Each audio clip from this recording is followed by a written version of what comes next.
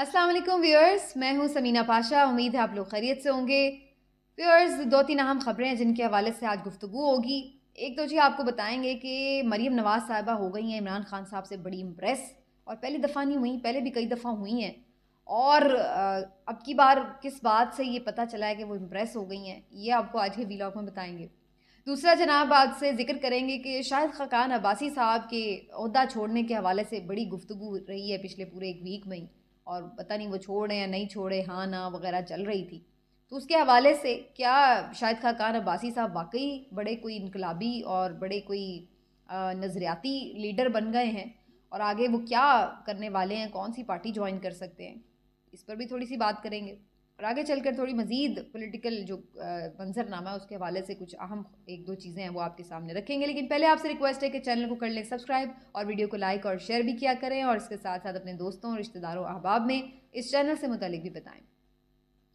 Viewers, Maryam Nawaz साहिबा जिनको पेश किया जाता है कि जैसे वो कोई बड़ी लीडर हैं और मोहतरमा के कहीं आसपास वो अपने आप को शायद समझती हैं, बल्कि आगे ही शायद समझती हूँ, लेकिन बड़ी उनकी कोशिश होती है कि वो बेनज़ीर साहिबा की तरह का उनको एक वो मिल जाए स्टेटस, और उनको उस लेवल की शख्सियत समझा जाए। लेकिन मोहतरमा की सियासत से बेशक कोई लाख इख्तलाफ करे, उन पर भी बहुत सारे इल्ज़ामात लगते रहे हैं, एलिगेशंस रहे हैं करप्शन के हवाले से, बहुत सारी उनके ऊपर चीज़ें जो हैं वो क्वेश्चनेबल हैं। लेकिन बहरहाल इस बात से कोई इनकार नहीं कर सकता कि मोहतरमा एक बड़ी हमागीर शख्सियत थी, बड़ी ऐसी शख्सियत थी जो पूरी दुनिया में जानी जाती थी, और जो एक असर रसूख रखती थी। उनका एक ज़ाहिरी सी बात है पूरा जिसको कहते हैं एक्सपोजर था, और ऑक्सफोर्ड से पढ़ी लिखी खातून थी वो, तो उनका एक पूरा इम्पैक्ट था। तो उनका फिर एक पहली वो मुस्लिम वर्ल्ड की वज़ीर आज़म थी, तो वो एक अलग शख्सियत थी मोहतरमा की। आप उनके नज़रियात से इख्तलाफ कर सकते हैं, लेकिन उनके कुछ नज़रियात तो थे। अब मरियम साहिबा जो हैं उनके पास क्या है? मुझे तो कभी भी उनके पास कोई नज़रिया नहीं लगा, कोई विजन नहीं लगा। मुझे नहीं मालूम है कि उन्होंने कभी इमरान खान साहब की ऊपर तनकीद के अलावा कभी कोई प्रोग्राम दिया है कि वो क्या सोचती हैं, पाकिस्तान की रियासत आज से 10 साल बाद कहाँ होगी। एक विजनरी लीडर होता है ना, वो उसके जहन में कोई आइडिया होता है कि यार इस तरह ये चीज़ फॉलो करनी है, हमें इस मॉडल पे चलना है, इस चीज़ को इम्प्रूव करना है, या ये हमारा जो है वो एक सोसाइटी का, माशरे का ये होना चाहिए पैकेज। कुछ आपके जहन में कोई किसी हवाले से बात होती है, इकॉनमी के हवाले से कोई प्रोग्राम होता है, कोई माशरती डिज़ाइन होता है, कोई आपकी तरबियत, कोई किरदार साजी के हवाले से कोई प्लान होता है। कभी आपने कभी उनके मुंह से कभी कोई ऐसी बात सुनी है कि जिससे आपको लगे कि यार इसके पास बड़ा विजन है, या इसने कोई बड़ी 4 किताबें पढ़ी हुई हैं, इसको पता है वर्ल्ड हिस्ट्री के बारे में? मुझे तो आज तक उनकी तकारीर में कभी एक लाइन ऐसी नहीं मिली।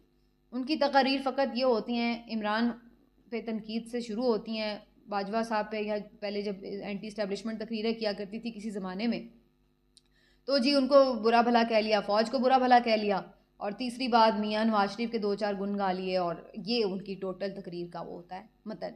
इसके अलावा तो मुझे कभी कुछ नज़र नहीं आया कि कोई विजन है या कोई प्लान है।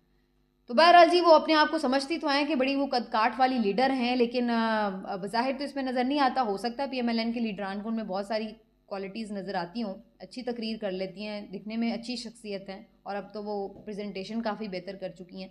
तो कुछ चीज़ें हैं, और क्राउड पुलर हैं पीएमएलएन के पास, ठीक है, अच्छा बोलने वाला एक लीडर उन्हें मिला है, तो इस लिहाज से कुछ चीज़ें हो सकती हैं।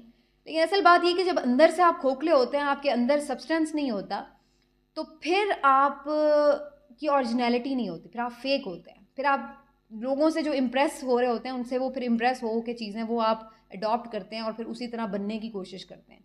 यही हाल मोहतरमा का है कि वो कुछ चीज़ें, कोई बेनज़ीर की कोई चीज़ पसंद आती है, उन्होंने ऐसा गेटअप किया हुआ है तो चलो जी वैसा गेटअप कर लिया। उसने ऐसी ये चीज़ पहनी हुई है किसी और वज़ीर आज़म ने, तो वैसा ही वो काम कर लिया। तो वो इसी तरीके से, वो कोई अगर किसी ने कोई ग्लास पकड़ा हुआ है तो चलो जी उससे इम्प्रेस हो के चलो जी मैं भी ऐसा ग्लास पकड़ लूँ। तो वो इस तरीके की जो उनकी चीज़ें हैं वो हमेशा दूसरों से जो उन्हें इंस्पायर करती हैं, कुछ डिफरेंट लगती हैं, तो वो करती हैं। अपने पास उनके पास ओरिजिनल देने के लिए कुछ है नहीं है। इमरान खान साहब बच्चों से मिल रहे हैं, तो वो भी बच्चों के साथ ज़बरदस्ती जोड़ जोड़ के उन्हें अपने साथ तस्वीरें बनवाने लग जाती हैं। इमरान खान साहब आम लोगों में घुल मिल गए, तो वो भी जाके जब सैलाब ज़दगान साथ ज़बरदस्ती जफ्फियाँ डाल रही हैं। अंजलिना जोली गई, उसने ब्लैक चादर ली, तो उन्होंने भी उसी स्टाइल में, उसी एंगल में तस्वीर बनवा ली जाके। कोई अंजलिना जोली का स्टाइल ले लिया, कोई मोहतरमा का ले लिया, कोई इमरान खान साहब से तो कुछ ज़्यादा ही खैर मुतासिर है।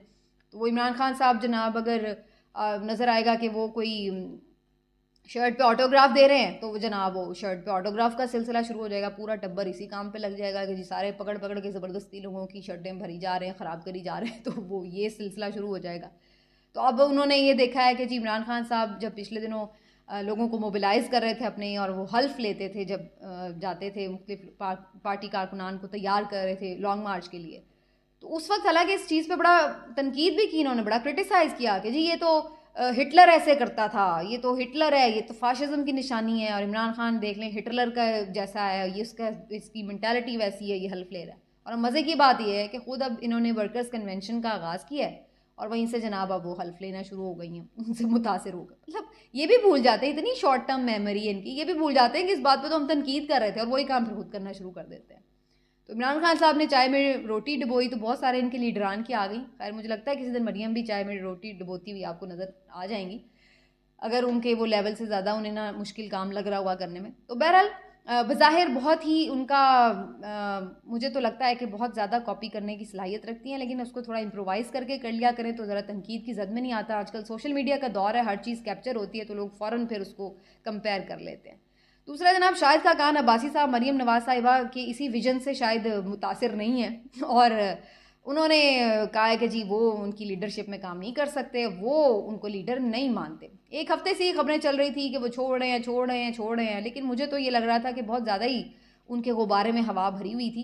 इतनी बात है नहीं थी जितना उनको हीरो बनाने की कोशिश ज़बरदस्ती की जा रही थी। वो खुद हीरो बनने के लिए तैयार नहीं है, उनको लोग हीरो बनाने पे ज़बरदस्ती तुले हुए थे कि वो बड़े कोई निकल के बागी आ गए हैं जनाब मौरूसी सियासत के ख़िलाफ़। तो ऐसा कुछ है नहीं था। अगर पहली बात तो ये, इस पर मेरे 3 पॉइंट्स हैं सिंपल से। पहली बात तो ये कि अगर उन्हें नहीं छोड़ना, नहीं काम करना था उनकी लीडरशिप में, तो वो आके सीधा सीधा भाई खुलेआम दबंग अंदाज में बताते ना कि भाई नहीं मुझे करना, मैं नहीं मंजूर करता। कभी हाँ कभी ना, कभी उधर किसी को कह दिया हाँ हाँ छोड़ा, उधर किसी को कह दिया नहीं नहीं तरदीद करवा दी। ये तमाशे चल रहे थे पूरे एक हफ्ते से। अल्टीमेटली मरियम साहबा खुद लगता है मुझे कि वो चाहती थी कि ये छोड़ ही दें। उन्होंने ज़बरदस्ती ज़ुबैर साहब से जो है वो जो उनके तर्जुमान है उनसे तस्दीक करवा के और फिर मीडिया में खबर रिलीज़ करवाई कि नहीं जी उन्होंने दे दिया इस्तीफ़ा, ओहदे से इस्तीफ़ा। अच्छा दूसरी बात इसमें यह है कि उन्होंने सिर्फ ओहदे से इस्तीफ़ा दिया है, यानी वो सीनियर वाइस प्रेसिडेंट थे पार्टी के, तो उन्होंने उससे इस्तीफ़ा दिया है, उन्होंने पार्टी नहीं छोड़ी। और उन्होंने नदीम मलिक साहब के प्रोग्राम में आज बड़ा क्लियरली कह भी दिया है कि मैं पार्टी के साथ ही वाबस्ता रहूँगा, पार्टी नहीं छोड़ूंगा, अगला इलेक्शन भी इसी टिकट से लड़ूंगा। तो ये है जनाब जिसमें वो कहते हैं ना आपका पूरा हीरोगिरी वो सारी ज़ीरोगिरी हो गई। तीसरी जो बात है वो ये कि अगर उन्होंने मौरूसियत के ख़िलाफ़ आवाज़ उठाई भी है तो एक तो बहुत ही कमज़ोर सी आवाज़ थी, ज़्यादा दबंग होनी चाहिए थी, लेकिन चलिए अगर उठाई भी है तो मैं नहीं समझती कि ये कोई बहुत आप उनको कह सकते हैं कि वो बड़े कोई इनकलाबी हो गए, बड़े नज़रियाती हो गए। उसकी वजह ये कि मैं इम्प्रेस तब होती कि अगर वो कोई ऐसी बात पे पार्टी से इख्तिलाफ़ करते जहाँ पे उनका ज़ाती मफाद नहीं बल्कि मुल्की मफाद या उसूल या कोई आइन की ऊपर उनका इख्तिलाफ़ होता कि यार पार्टी आइन के ख़िलाफ़ जा रही है, ये काम मैं नहीं कर सकता। तो फिर मैं कहती कि यार ये बंदा में दम है, इसने ये देखे अपने ज़ाती मफाद को नहीं देखा, इसने ये कहा है कि जी बात क्या सही है क्या गलत है, मैं उसके सही के साथ खड़ा हूँ। जैसे मुस्तफ़ा नवाज़ खोखर साहब ने किया, उन्होंने कोई इस बात पर रिज़ाइन नहीं किया, पार्टी नहीं छोड़ी कि जनाब मुझे कोई ओहदा चाहिए था वो दूसरे को क्यों दे दिया तो खुदा हाफिज़। उन्होंने एक उसूली बात की, जब पार्टी गलत काम कर रही थी उन्होंने कहा कि भी गलत है। उन्होंने कहा भाई ये देखें आज़म सवाती के ऊपर उनका बेसिकली हुआ था ना मसला, तो उन्होंने कहा कि ये गलत है, ज़्यादती हो रही है आज़म सवाती के साथ। तो पार्टी ने उनसे इस्तीफ़ा ले लिया। उन्होंने कहा ओके वेल ये लें जी इस्तीफ़ा, खुदा हाफिज़, मैं पार्टी भी छोड़ के जा रहा हूँ। ये बात होती है जब आप उसूल पे बात करते हैं तो आपकी रिस्पेक्ट भी होती है। अब ये क्या बात हुई कि जी मुझे ओहदा नहीं मिला तो उसको ओहदा क्यों मिल गया, तो चलो जी आप इस्तीफ़ा दे के बड़े हीरो बनने की कोशिश करें, तो ऐसा होता नहीं है। ये नीम हीरोगिरी जो है वो चलती नहीं है। मौरूसियत के खिलाफ बिल्कुल आवाज़ उठानी चाहिए, लेकिन फिर वो आप में दम है तो फिर खुल के बात करें ना। अब ख्वाजा साद रफ़ी साहब भड़कें तो बड़े मार रहे थे, लोहे के चने नहीं हैं ये तो वो, हम बैग नहीं उठाएंगे, और बिलावल को ताने मारते थे कि जी 28 साल की उम्र में चेयरमैन बन गया, और बाकी जो रज़ा रब्बानी साहब हैं और जिनके सफ़ेद बाल हो गए वो हाथ बांधे खड़े चले उसके पीछे चल रहे हैं। तो भाई आप भी अब यही कर रहे हैं, मरियम के बैग उठाने के लिए आप ही तैयार फिर रहे हैं, तो अब आप भी यही कर रहे हैं। सफ़ेद आपके बाल हो गए, जेलें आपने भुगती हैं, अब आपको मिनिस्ट्री मिली हुई है तो आप मिनिस्ट्री छोड़ के ये नहीं कर सकते कि उनको इख्तिलाफ़ कर लें उनके साथ, तो लिहाजा आप साथ उसी तनख्वाह पे आप काम करेंगे। चलें शाहिद खाकान अब्बासी साहब ने तो मिनिस्ट्री भी नहीं मिली हुई थी, तो उन्होंने एक नाम ने हादसा ओहदा था वो छोड़ दिया, ये वो भी नहीं छोड़ सके। तो ये नहीं होता बात यह कि आप पॉलिसी के ख़िलाफ़ एहतजाज करें तो फिर दबंग करें और फिर खुल के सामने आएँ, तो फिर कोई कहेगा कि हाँ यार दम है, आपने एक उस पे लिया है। और जाते जाते इतनी सी बात कर दूं कि जनाब जो ये निगरान हैं बड़े तैयार बैठे हैं कि जैसे बड़ा कोई इनको इनकी लॉटरी लग गई है और बस साल 2 साल भूल जाएं सब इलेक्शन। तो बड़ा क्लैरिटी से तमाम कानूनदानों ने इस बात को वाजे कर दिया है कि जो भी ये निगरान हुकूमत बैठी है, ये 90 दिन के बाद गैर आइनी हुकूमत होगी और उसके ऊपर ये एक दिन भी जब ऊपर जाएंगे तो इनके ऊपर आर्टिकल 6 लागू होगा। उसकी बुनियादी वजह ये कि आर्टिकल 6 कहता ही ये है कि आप कब्ज़ा करके हुकूमत पे कब्ज़ा कर लें, आइन तोड़ के हुकूमत पे कब्ज़ा कर लें। तो अगर आप आइन तोड़ के, यानी आइन तोड़ने की बात है ना, 90 दिन कहता है आइन इंतखाब कराओ, आप नहीं कर रहे, इसका मतलब आप आइन तोड़ रहे हैं और उसके बाद आप कब्ज़ा भी करके बैठे हैं हुकूमत पर। एक तो आप नॉन इलेक्टेड लोग हैं, कोई लोगों ने आपको नहीं बुलाया हुआ, अपने ऊपर मुसल्लत नहीं किया हुआ, आपको लाया गया है और एक काम के लिए लाया गया है। आप उस टाइम पीरियड में वो काम करने के पाबंद हैं और अगर आप नहीं कर रहे तो उसके बाद आप गैर आइनी तौर पर अगर कब्जा करके बैठे हुए हैं तो फिर इसका मतलब है कि आपने आइन की खिलाफ वर्जी भी की है और आप चिमटे हुए हैं, तो आपके ऊपर आर्टिकल 6 लगता है। और सिर्फ आपके ऊपर ही नहीं, आपके तमाम सहूलतकार जो लोग भी आपको इसमें रखने में हुकूमत में शामिल होंगे, चाहे वो इलेक्शन कमीशन हो, उनके ऊपर भी आर्टिकल 6 लगेगा। और फिर इसी तरह से बैरिस्टर अली ज़फ़र साहब का इस पर यह ओपिनियन है कि अगर गवर्नर साहब, जिन दोनों गवर्नरों ने तारीखें नहीं दी, कल मैंने आपको बल्कि वीलॉग में कहा था कि उन्होंने तारीख दी है, लेकिन बाद में इसमें कुछ चेंजेस आई हैं और तारीखें उसमें नहीं उन्होंने डाली। जो लेटर मीडिया में जारी हुआ है उसमें उन्होंने सिर्फ यही कहा है कि जी अगर आप इलेक्शन कराना चाहते हैं तो फिर जो स्टेक होल्डर इदारे हैं उनसे मुशावरत कर लें। तो दोनों गवर्नर्स का एक जैसा ही लेटर है, तो तारीख नहीं वो दे रहे।